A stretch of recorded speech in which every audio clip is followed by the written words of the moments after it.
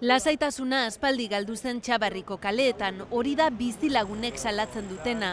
Todos los días la Ertzaintza baja un montón de veces. A mí me han robado ahí en la lonja abajo. Conozco otros hosteleros que la han esperado por la noche y después de darle la paliza, robarle la recaudación. Esto se ha vuelto, pues eso, como una calle del Bronx. O sea, aquí cada uno anda con su ley.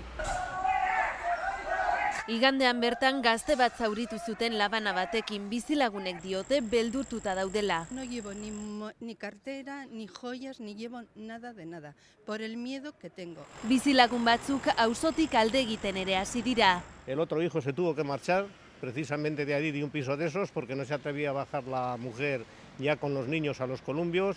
Krisiaren eraginez etxe asko utzik geratu ziren auzoan eta diotenez alokairu merkeek bizilagun berriak ekarri dituzte. Hay pisos que viven 40 personas, entonces alquilan habitaciones entre ellos tal, y al final les sale barato el alquiler.